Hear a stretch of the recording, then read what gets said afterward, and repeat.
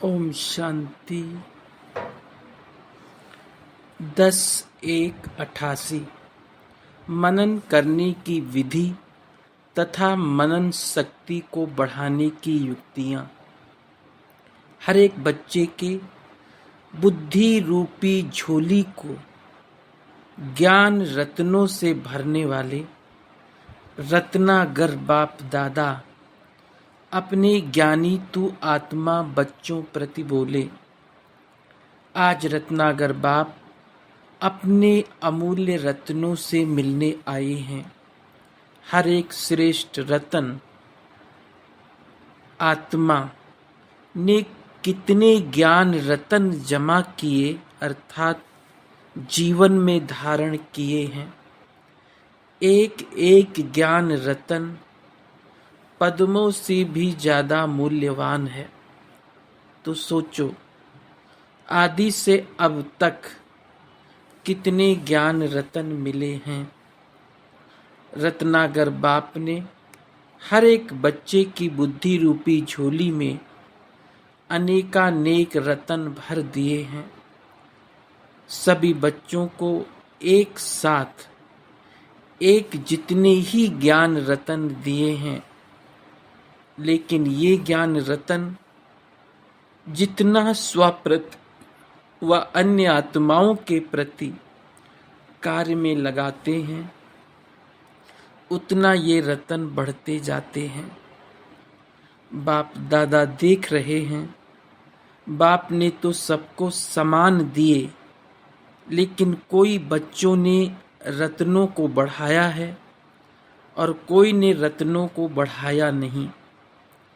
कोई भरपूर है, कोई अखुट माला माल है। कोई समय प्रमाण कार्य में लगा रहे हैं, कोई सदा कार्य में लगाकर एक का पदम गुना बढ़ा रहे हैं। कोई जितना कार्य में लगाना चाहे उतना लगा नहीं सकते। इसलिए रत्नों की वैल्यू को जितना समझना चाहिए उतना समझ नहीं रहे हैं। जितना मिला है वो बुद्धि में धारण किया तो लौकिक कार्य में लाने से जो सुख, खुशी, शक्ति, शांति और निर्विघ्न स्थिति की प्राप्ति की अनुभूति होनी चाहिए, वो नहीं कर पाते। इसका कारण मनन शक्ति की कमी है, क्योंकि मनन करना अर्थात जीवन में समाना, धारण करना। मनन न करना अर्थात सिर्फ बुद्धि तक धारण करना। वो जीवन के हर कार्य में, हर कर्म में लगाते हैं, चाहे अपने प्रति, चाहे अन्य आत्माओं के प्रति, और दूसरे सिर्फ बुद्धि में याद रखते अर्थात बुद्धि से धारण करते हैं। जैसे कोई भी स्थूल खजाने को सिर्फ तिजोरी व लॉकर में रख लो और समय प्रमाण सदा काम में नहीं लगाओ, तो वो खुशी की प्राप्ति नहीं होती। सिर्फ दिल का दिलासा रहता कि हमारे पास है, न बढ़ेगा न अनुभूति होगी। ऐसे ज्ञान रतन अगर सिर्फ बुद्धि में धारण किया, याद रखा, मुख से वर्णन किया, पॉइंट बहुत अच्छी है, तो थोड़े समय के लिए अच्छी पॉइंट्स का अच्छा नशा रहता है, लेकिन जीवन में हर कर्म में उन ज्ञान रत्नों को लाना है, क्योंकि ज्ञान रतन भी है, ज्ञान रोशनी भी है, ज्ञान शक्ति भी है। इसलिए अगर इसी विधि से कर्म में नहीं लाया तो बढ़ता नहीं है, वह अनुभूति नहीं होती है। ज्ञान पढ़ाई भी है, ज्ञान लड़ाई के श्रेष्ठ शस्त्र भी हैं। ये है ज्ञान का मूल्य।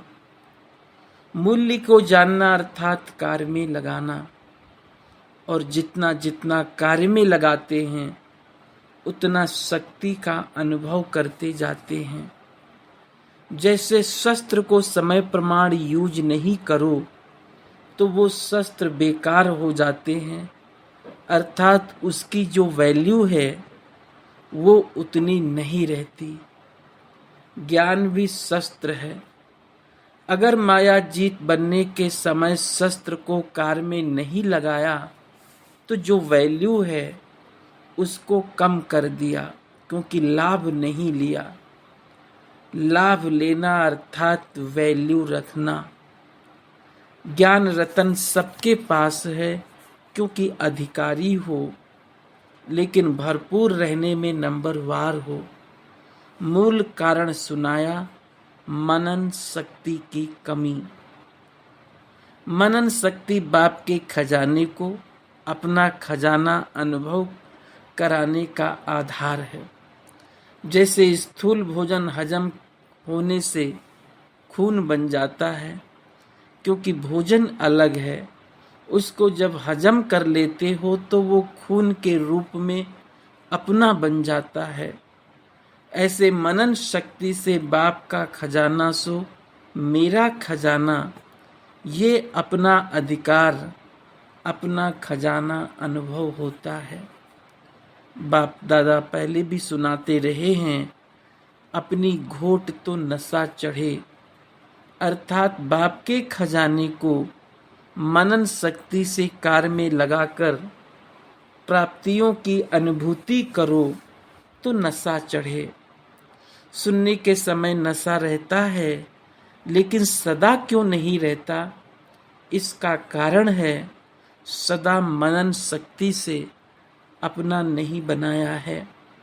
मनन शक्ति अर्थात सागर के तले में जाकर अंतर्मुखी बन ज्ञान रतन की गुहिता में जाना।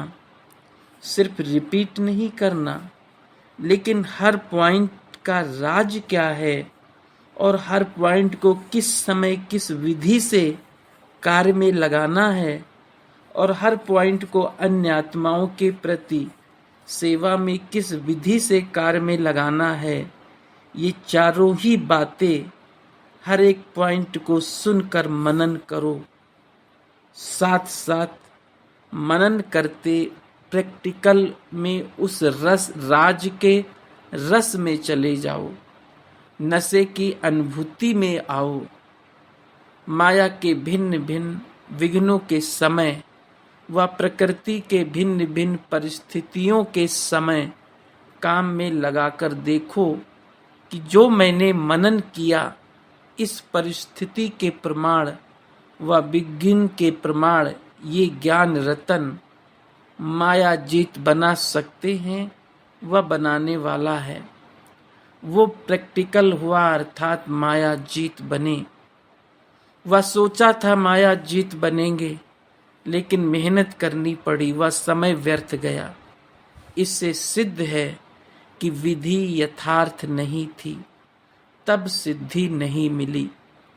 यूज करने का तरीका भी चाहिए, अभ्यास भी चाहिए।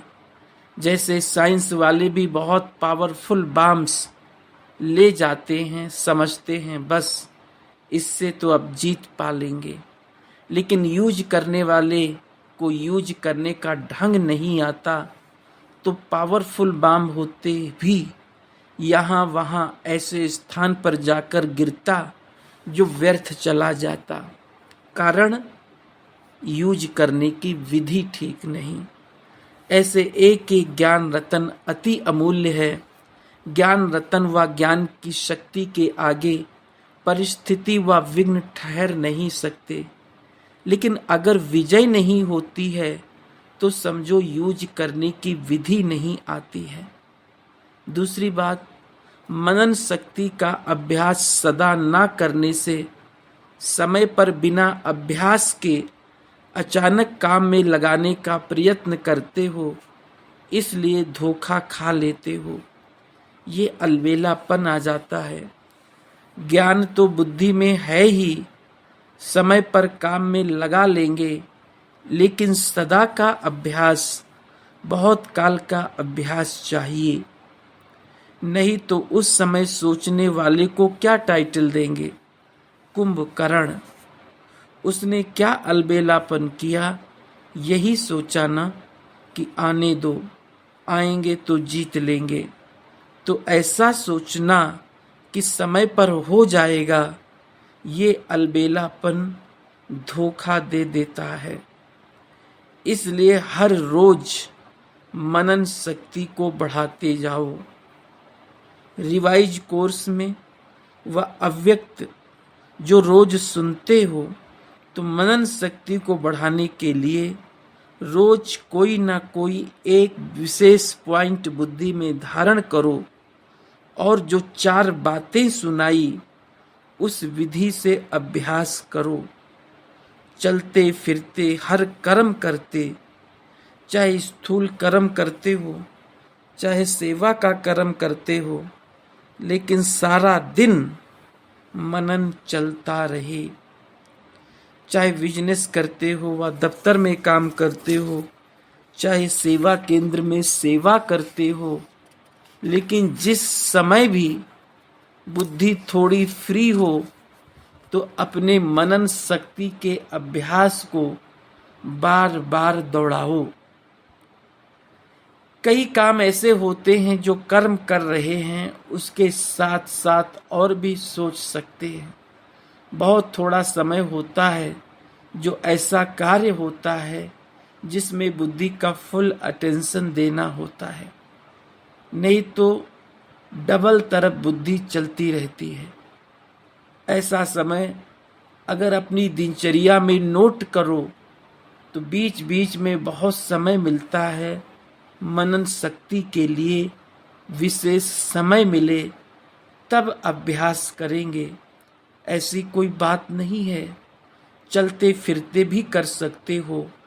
अगर एकांत का समय मिलता है तो बहुत अच्छा, और महीनता में जाएं, हर पॉइंट के स्पष्टीकरण में जाओ, विस्तार में लाओ तो बहुत मजा आएगा। लेकिन पहले पॉइंट के नशे की स्थिति में स्थित हो के करना, फिर बोर नहीं होंगे। नहीं तो सिर्फ रिपीट कर लेते हैं, फिर कहते ये तो हो गया, अब क्या करें। जैसे कई सुदर्शन चक्र चलाने में हंसाते हैं ना, क्या चक्कर चलाएं, 5 मिनट में चक्कर पूरा हो जाता है।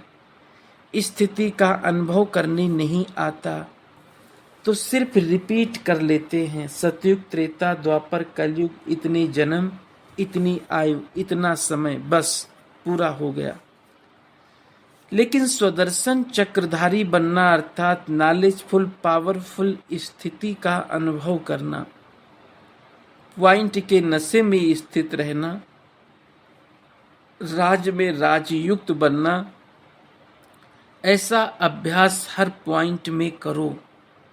ये तो एक सुदर्शन चक्र की बात सुनाई, ऐसे हर ज्ञान की पॉइंट को मनन करो और बीच बीच में अभ्यास करो। ऐसे नहीं सिर्फ आधा घंटा मनन किया, समय मिले और बुद्धि मनन के अभ्यास में चली जाए।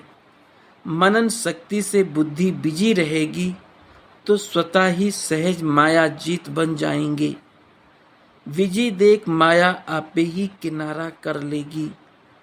माया आए और युद्ध करो, भगाओ, फिर कभी हार कभी जीत हो, ये चीटी मार्ग का पुरुषार्थ है।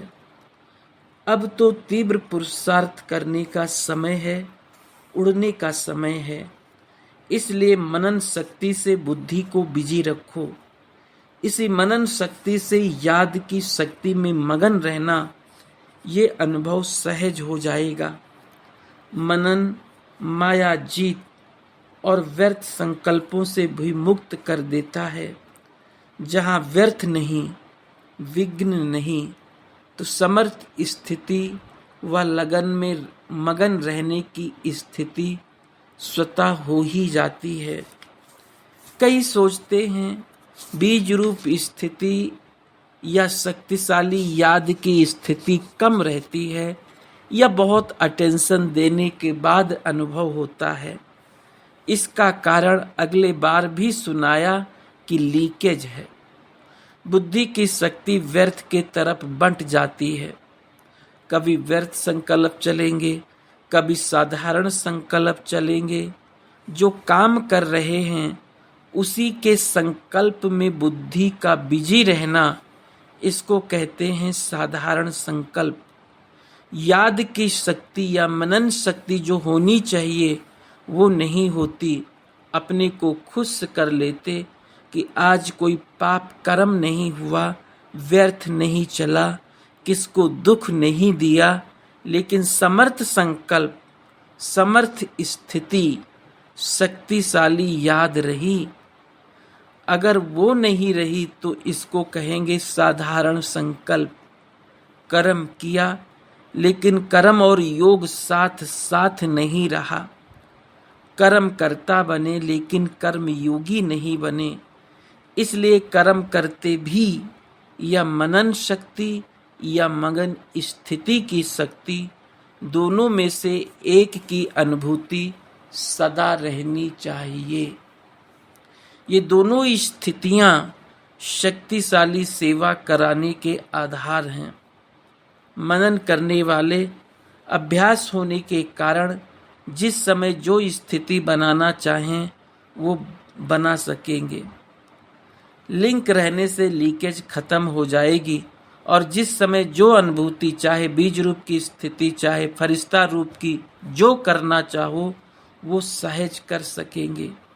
क्योंकि जब ज्ञान की स्मृति है तो ज्ञान के सिमरण से ज्ञानदाता स्वतः ही याद रहता है। तो समझा मनन कैसे करना है।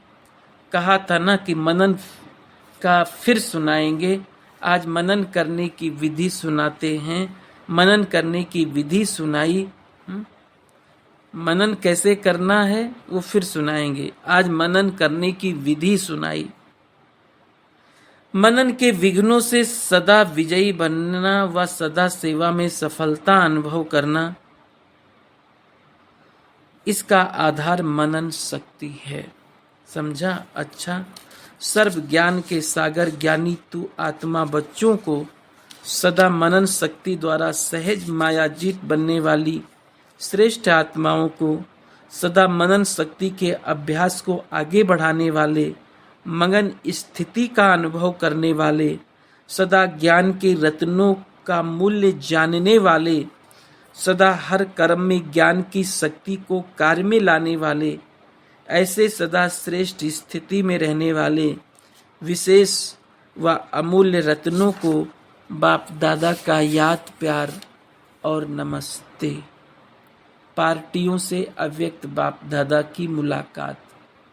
स्वयं को तीव्र पुरुषार्थी आत्माएं अनुभव करते हो, क्योंकि समय बहुत तीव्र गति से आगे बढ़ रहा है। जैसे समय आगे बढ़ रहा है तो समय पर मंजिल पर पहुंचने वाले को किस गति से चलना पड़े। समय कम है और प्राप्ति ज़्यादा करनी है तो थोड़े समय में अगर ज़्यादा प्राप्ति करनी है तो तीव्र करना पड़ेगा ना। समय को देख रहे हो और अपने पुरुषार्थ की गति को भी जानते हो। अगर समय अगर तेज है और अपनी गति तेज नहीं है तो समय अर्थात रचना आप रचता से भी तेज हुई। रचता से रचना तेज चली जाए तो उसे अच्छी बात कहेंगे।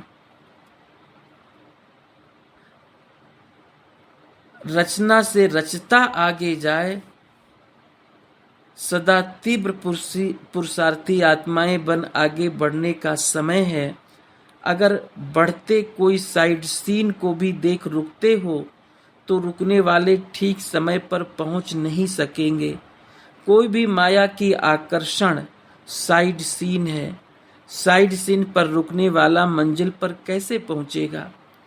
इसलिए सदैव तीव्र पुरुषार्थी बन आगे बढ़ते चलो। ऐसे नहीं समय पर पहुंच ही जाएंगे, अभी तो समय पड़ा है। ऐसे सोचकर अगर धीमी गति से चलेंगे तो समय पर धोखा मिल जाएगा। बहुत काल का तीव्र पुरुषार्थ का संस्कार अंत में भी तीव्र पुरुषार्थ का अनुभव कराएगा। तो सदा तीव्र पुरुषार्थी, कभी तीव्र कभी कमजोर नहीं। ऐसे नहीं थोड़ी सी बात हुई कमजोर बन जाओ, इसको तीव्र पुरुषार्थी नहीं कहेंगे। तीव्र पुरुषार्थी कभी रुकते नहीं, उड़ते हैं। तो उड़ते पंछी बन उड़ती कला का अनुभव करते चलो। एक दो को भी सहयोग दे, तीव्र पुरुषार्थी बनाते चलो।